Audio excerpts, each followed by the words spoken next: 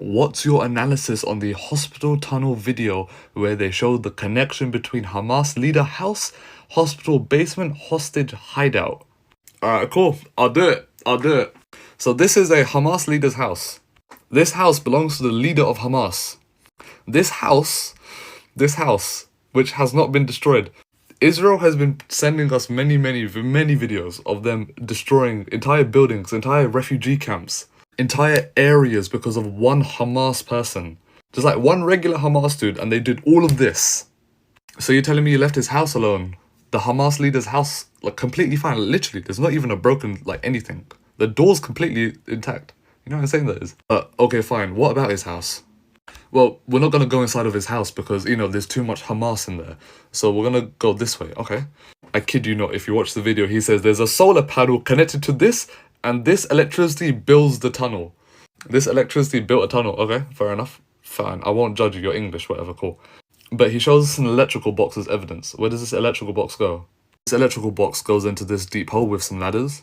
Like, genuinely fairly well constructed. It's got quite a lot of, like, you know, heft to it. It's actually got, like, some really decent engineering. It's got some space for the wiring to go down the side. It's got ladders on opposite sides. It's got quite a decent level and inset, so it shows that it's been well designed. Who knew that Hamas has great engineers and great builders? He claims that this tunnel goes 20 meters down, and at the bottom of it is a bulletproof, explosive-proof door. Okay. Now, I'm going to say that this is a Hamas entrance. But let's just say that this is a Hamas tunnel. Where is it? It's under all of this rubble. Not exactly close to the Hamas leader's house. Nor is it underneath this hospital that they're about to show us. This tunnel is literally not underneath this hospital. And yet so many Israeli people on Twitter saying, look at this tunnel. They take a photo of that tunnel and then stick it and say it's underneath this hospital. Okay, fine, miscommunication. He's about to take us to the basement of this hospital to show us the absolute horrors of Hamas. He's walking there now. And wait, what? He starts here to go to the basement and ends here? Okay, fine, I'm not going to judge. And he says beyond this room is Hamas evidence to show that Hamas is Hamasing. And I kid you not, this is a child's playroom with weapons neatly laid out on the floor. Now, my slight issue with this is a very inefficient way to lay out your weapons. Because let's say I need to reach these RPGs right there. You're telling me I need to tread over all of this. And yet they'll make you think that Hamas has laid it out like this because they don't care about the children in this room. What strikes me to be funnier is that fact that they say that this is Hamas weapons laid out in a kid's room, and they claim that the kids are still about whilst Hamas was doing this. And it just doesn't make sense to me. Because as a dude, if I had a bunch of weapons, I wouldn't leave it near kids. I can't leave my goddamn iPad near children. My laptops have been dragged off tables by children. And you're telling me this Hamas lot leave weapons lying about in front of children? Very explosive weapons. Like, yeah, that makes sense. Regardless of however they frame that, this is the funniest. He literally points at this motorbike and says, this motorbike was used in the October 7th attacks. He proves that by showing that this is a bullet shot.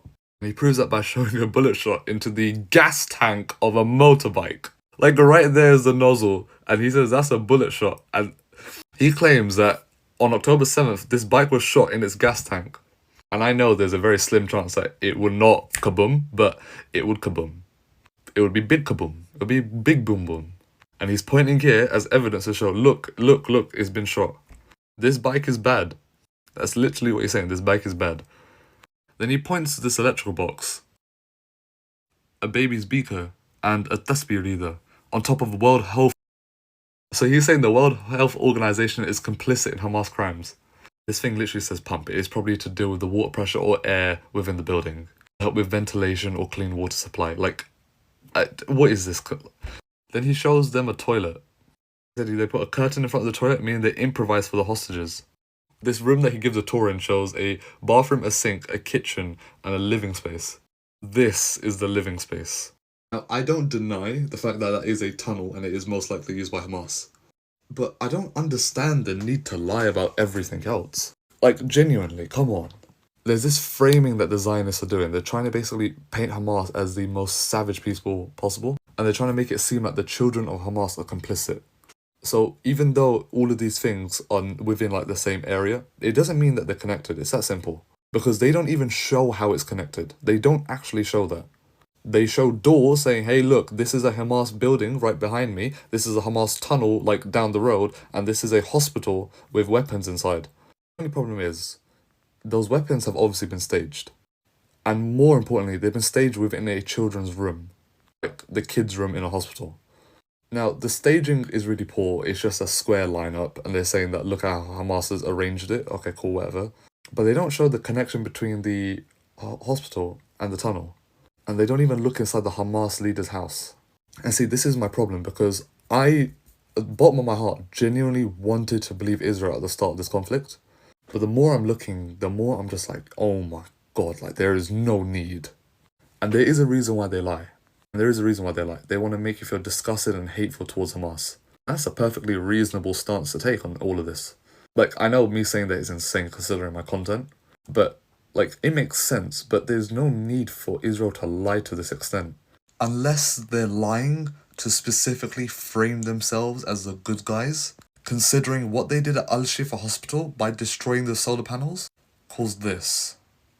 I'm sorry to show you something so horrific, but it's technically within TikTok guidelines. But these poor babies. See, the conflict started with the story of 40 babies, and we've seen nothing about that. Like, considering that it's 39 babies who have just suffocated without the solar panels required to keep them going. And them in this video saying, oh, we took out solar panels to disrupt this tunnel. And this tunnel is connected to a particular hospital. So what they're doing is trying to create this pattern so that they can apply it to Al-Shifa. And don't get me wrong, this is an excellent attempt at manipulation. And it has most certainly worked on the majority of the populace.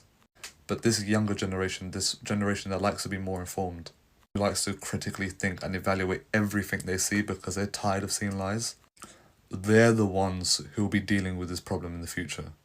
So Israel may be doing their best to trick everyone who's a lot older, but they don't realise what they're starting. Because yes, they started 75 years ago, and yes, you can say it started a month ago, but what will restart in the future will be much worse.